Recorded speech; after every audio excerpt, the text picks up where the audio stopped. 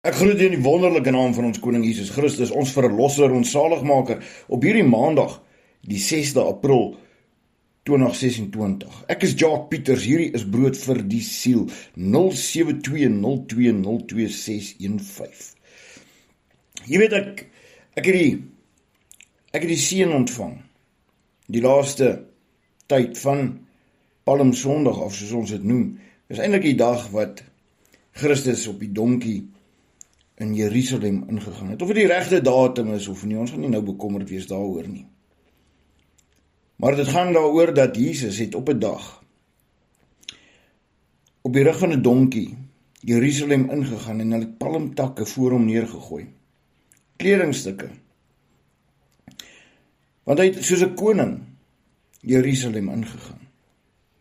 En op daardie Sondag wat ons dit nou vier, het ek die voorreg gehad om 2 jong mense te doop in Bloemfontein. En amper 'n week later was ek deel van 2 mense wat ek 2 jaar terug gedoop het, by hulle troue. En ek het die voorreg gehad ook om hulle babietjie in te seën. En wat 'n wonderlike voorreg was dit nie vir my nie.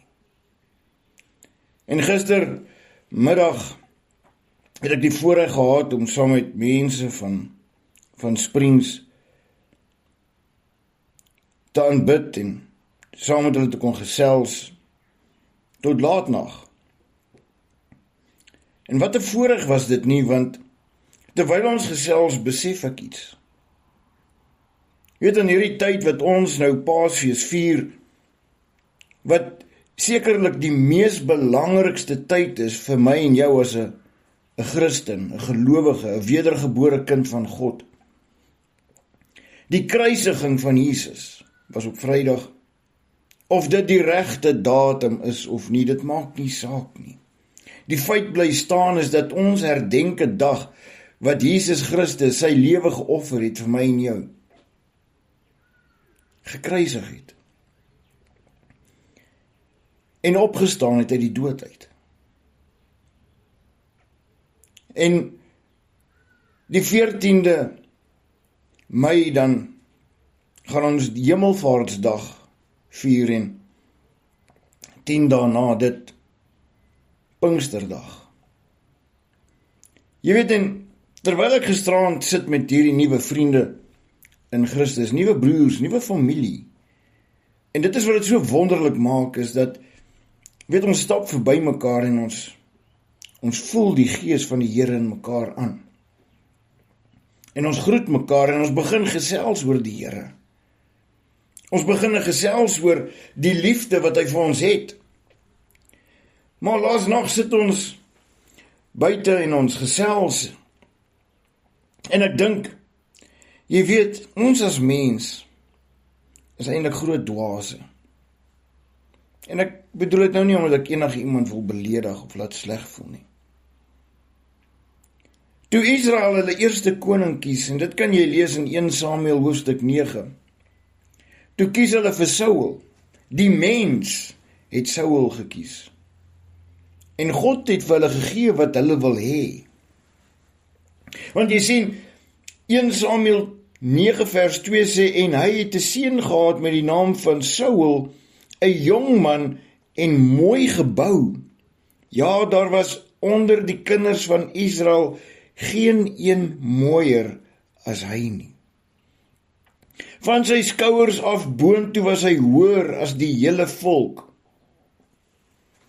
Hy was mooi gebou, hy was lank, hy was goed van aansien.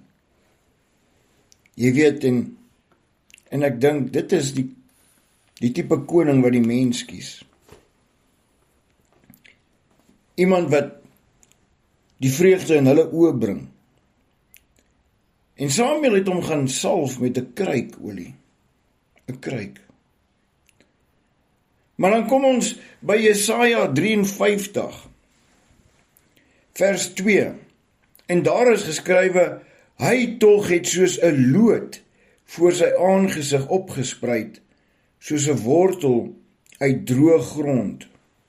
Hy het geen gestalte of heerlikheid gehad, dat ons hom sou aansien nie, en geen voorkoms, dat ons hom sou begeer nie. Dit is die verskil tussen die koning wat die mens sal kies. Jy sien, ons kan dit sien wanneer mense probeer om Jesus in kuns te verander. 'n portret, 'n skildery. Dan teken hulle Jesus as hierdie mooi van aansien persoon. As hy nou nie die kruisiging uitbeeld nie. Maar tog sê die woord, hy het geen gestalte of heerlikheid gehad. Met ander woorde, hy was nie mooi gebou nie. Hy was nie mooi van aansien nie. Hy was nie langer as die ander nie. Hy het geen voorkoms gehad dat die mense hom sou aansien nie. Geen voorkoms gehad dat die mense hom sou begeer nie. Nie so Saul nie. Saul was mooi gebou, mooi van aansien, langer as die ander. Hy het uitgestaan. Hy was soos 'n roosboom wat pragtig blom in die middel van 'n tuin waar die ander blomme verdor is, kan jy sê. Maar God stuur vir ons 'n koning uit die hemel. 'n Koning wat sy sitplek verlaat het, sy troon verlaat het, om 'n mens te word, wat niemand aansien nie. En hy kom en hy doen net die goeie dinge. Hy doen wonderwerk, hy raak mense aan, hy dryf die duiwels uit hulle huid. Hy maak hulle gesond, hy laat die blindes sien, hy laat die dowes hoor. Mense, neem tog net hierdie storie in. Neem hierdie boodskap in. Maak die jou oë en dink aan dit. Want sy naam is Jesus. Jesus Christus. Wat gekom het as die woord wat in vlees verander het. Hy het gekom en hy het die pyn gevoel, soos wat ons dit sal voel. En al wat hy van jou verwag, is dat jy hom nie sal verloon nie. Dat jy ook jou kruis sal dra, dat jy bereid is om hom te volg. Dit wat hy deurgegaan het. Jy weet, as jy in 'n kerk is, en as jy 'n pastoor het, of 'n dominee het, wat vir jou enige ander storie vertel, dat dit moet goed gaan met jou altyd, dat daar nie slegte tye oor jou sal kom nie, dat jy net in prosperity moet wees, dan sê ek vir jou, jy is op pad om jou siel te verkoop aan die duiwel. Luister mooi wat ek sê. Neem jou kruis op en volg die Here. Anders is jy op 'n dwaalpad. Ons, ek en jy, is hier op aarde om 'n lig te wees. En al raak dit hoe donker om ons, die duisternis sal ons nie oorweldig nie. Die woord van die Here sal staande bly. Saul was 'n man van aansien, maar Jesus het geen aansien gehad nie. Dink daaroor. Kom ons bid saam. Hemelse Vader, dankie vir die voorreg, Here, vir die seëninge, Here, om 'n seëning te wees vir ander, Here. Dankie, Here, dat U ons leer om die waarheid te spreek in die Heilige Gees, sodat ons nie op 'n dwaalspoor gaan nie, dat ons nie mense mislei en verlei nie, Here, maar dat ons in die waarheid sal staan wat U woord spreek, en dat ons U sal volg, Here.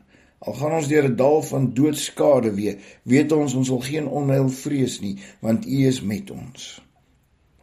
Wees met ons elkeen hierdie week wat voor lê, Here. Behoed en bewaar ons teen die bose, en ons dankie vir ons daaglikse brood. In Jesus Christus naam. Amen. Onthou, lees jou Bybel, moenie toelaat dat die wêreld jou mislei nie. Groete.